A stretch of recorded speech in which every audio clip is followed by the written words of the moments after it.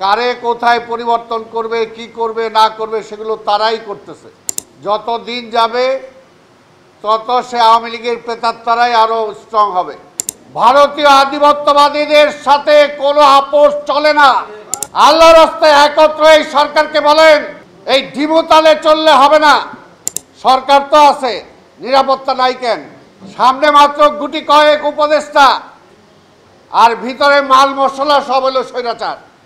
5ই আগস্টে তো ওদের চেয়ে বেশি আমাদের নামে মামলা হয়েছে, হত্যা মামলা সহ হয়েছে। কেন ওবায়দুল কাদের এখনো গ্রেপ্তার হয় নাই? কেন হাসান মাহমুদ এই দেশ থেকে পালিয়ে যেতে সক্ষম হলো? সরকারের স্টেবল হইতে দেওয়া দরকার। আমি নূরের কাছে প্রশ্ন করব, আর কি সরকার স্টেবল হইতেছে না আওয়ামী লীগ স্টেবল হইতেছে? কারণ আজকের আওয়ামী লীগের দোসররা সব জায়গায় সরকারের মূল পরিচালনায় যে সচিবালয়, মূল পরিচালনার যে জায়গাগুলো, সেখানে তো আওয়ামী লীগরা বসে আছে। সেখান থেকে তো এখনো কেউ সরে নাই। ঢাকা শহরে তো 2-4টা পুলিশ এদিক সেদিক হয়েছে, কিন্তু সারা বাংলাদেশে যারা গণহত্যা করেছে, যারা গণহত্যার দোষর ছিল, প্রশাসনে যে সমস্ত কর্মকর্তারা, তারাই সেখানে বসে আছে। এবং এখনো কারে কোথায় পরিবর্তন করবে, কি করবে না করবে সেগুলো তারাই করতেছে। এই কারণে পরিষ্কার, আসলে যত দিন যাবে তত সে আওয়ামী লীগের প্রেতাত্মারাই আরো স্ট্রং হবে। প্রথমেই উচিত ছিল 1 সপ্তাহ, 10 দিন, 15 দিনের মধ্যে একেবারে সব পরিষ্কার করে ফেলা। কারণ আওয়ামী লীগের ভিতকে আপনি রেখে, আর ওই যে বিএনপি আইলো চিন্তা করছে আগে আওয়ামী লীগও, এখনও যদি এই সরকারও চিন্তা করে তাহলে তো হবে না। স্পষ্টভাবে পরিষ্কার, বাংলাদেশের রাজনীতিটা 2টা ভাগে বিভক্ত। একটা হলো ভারতীয় আধিপত্যবাদের পক্ষে যারা এই দেশে রাজনীতি করে, এটা একটা।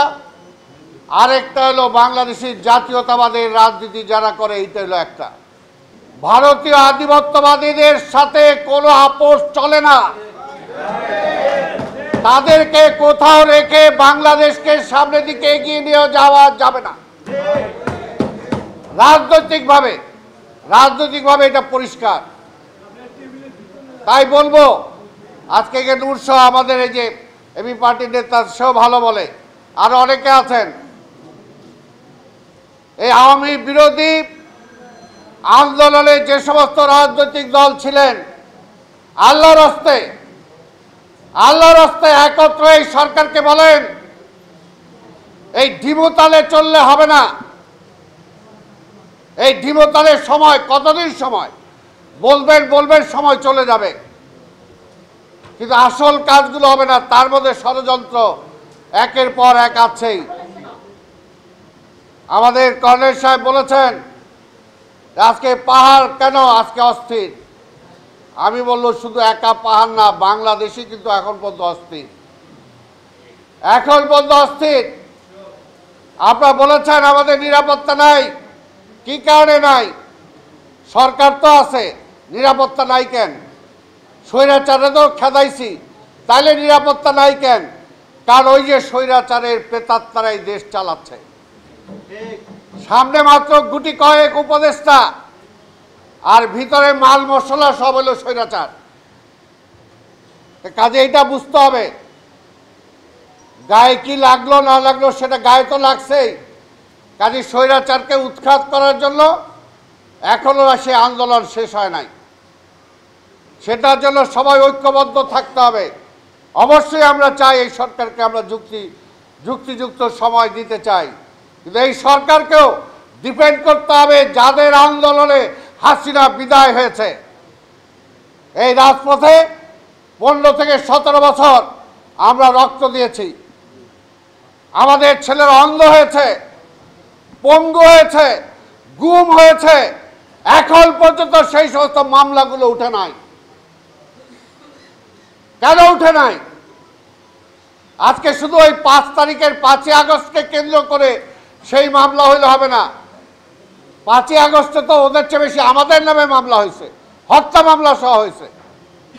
এর আগে যে সমস্ত মামলা, সেই সমস্ত মামলা এখনো কেন উজ্জ্ব হবে না? স্বৈরাচারের বিরুদ্ধে মিথ্যা মামলা স্বৈরাচার দিয়েছে, গায়েবী মামলা দিয়েছে। আজকে এখনো সেই সমস্ত মামলার আসামি হয়ে আমাদের ঘুরে বেড়াতে হচ্ছে। প্রত্যেকটারই সময় দরকার, তবে কোনটার জন্য কতটুকু সময় দরকার সেটাকে অবশ্যই আমাদেরকে হিসাব করে দেখতে হবে। আনন্দে বেহুশ হওয়ার কোনো কারণ নাই, বেহুশ হওয়ার কোনো কারণ নাই। এর আগেও এরকম আমরা শেখ মুজিব বিতাড়িত হওয়ার পরে আবার প্রতিবিপ্লব হয়েছিল, তারপরে আবার বহু বছর পরে আবার শেখ হাসিনাকে ক্ষমতায় এনেছিলেন।